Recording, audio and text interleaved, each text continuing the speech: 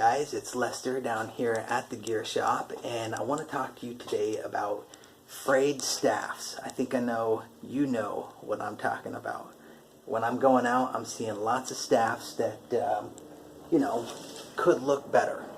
So I want to talk to you about how to stop fraying, how to essentially just extend the life of a staff. Alright, so let's get started. Here we are. I've got 3 different kind of staffs that have gone through the different modes of frayedness. Here we have one that's not too bad, just a few little frays here and there, and can easily be cleaned up and applied a little bit of glue. Here's another one that, again, same thing, not too bad, just needs cleanup of a few little wicks. And then we have one that is pretty bad. If somebody really wanted to keep this thing going, they could, but it's not the best. What we're going to need to complete this project is a good sharp pair of the old scissors and our favorite not to be eaten, Elmer's glue. And if you're going to need to do any re-wicking, go impact driver and your screws. So today we've got ourselves one that just needs a little bit of trimming going on here. You'll see if we get these frays and we don't trim these up, when they get pulled on, they create bigger frays. So what we need to do is trim those up.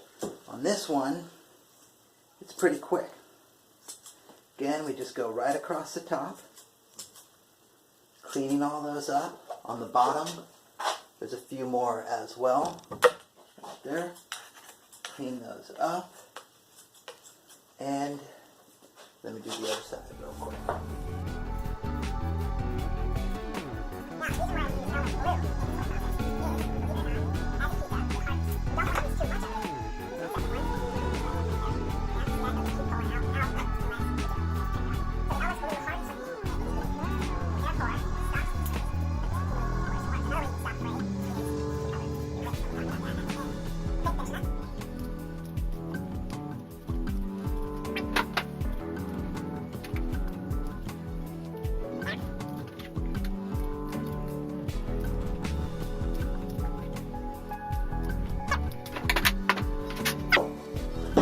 This one out of it for the moment because we got some more talking to do about that.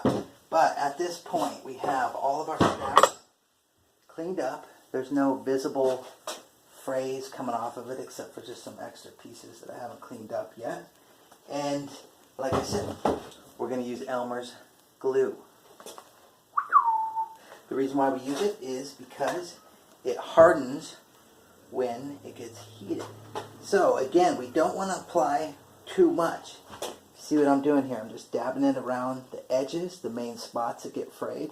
And it's usually that last layer that gets the worst fray, because that's the one that's exposed. And then I'm using my finger to just rub it in there. And don't worry about this whiteness here, because it dries on pretty clear, so you won't even see it. What you'll see is just a little hardness. So I'm just getting all these little fray points, tucking them down,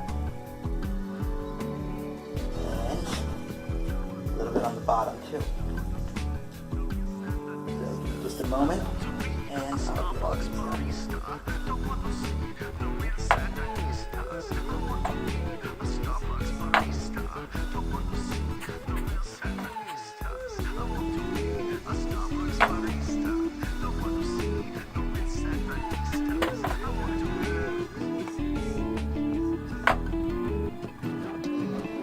That top layer always takes the worst damage there, and by just gluing those pieces down, we're going to just extend the length. And this one actually here has plenty more burns left.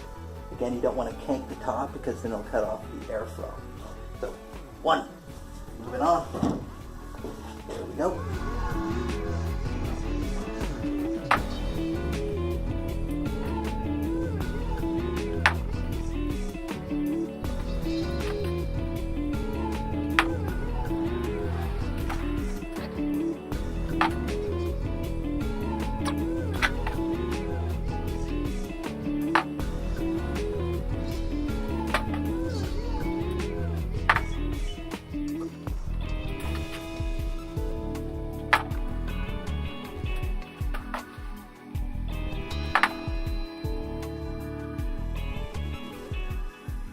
Okay, there we go.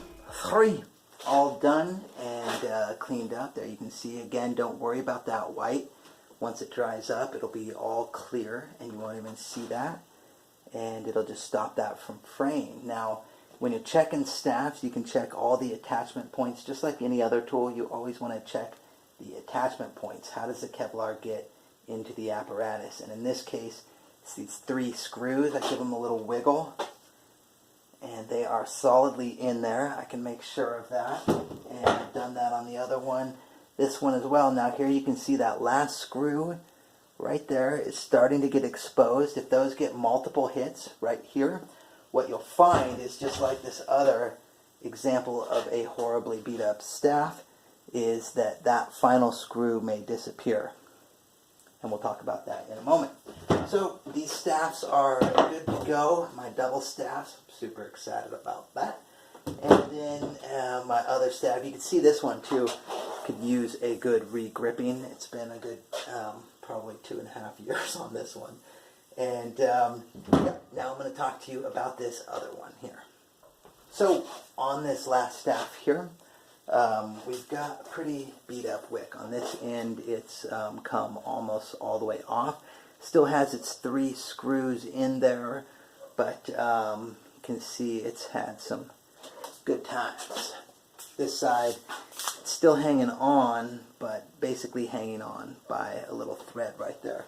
So in a situation like this, I would usually recommend just a new wick job, because a new wick job and a new grip job, and this bad boy is feeling great again.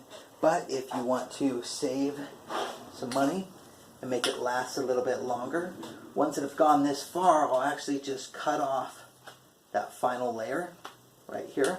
Cut it off right next to these screws, just like that. Exposes another layer there. Here, same thing here, it's just hanging on by a little thread. Cut it off right next to the screws. Again, if all of those screws are still in there, it could last. Now the other side of this one did have, and I'll just trim off these guys while I'm at it. The other side of this did have 1 screw missing. Again, if it was up to me, I would just replace this wick here. But again, if you want to make it last, because I understand that policy as well, then we trim this guy up, and I made the final call. It is missing that last one there, but these 2 are in solid, so we're good to go. I put on a massive amount of Elmer's glue, and this guy is ready to go. Of course, it's going to be a lot less fire than when it was original, but hey, it still works. Another thing you can do on these ones that have gone really, really far is you can pop the screws out using your drill gun and flip the Kevlar over, start the wrap, the side that was exposed, start that wrapping on the inside, and then the side that was originally wrapped on the inside will then end up being on the outside, and that kind of allows you to get the best out of your Kevlar, or the most.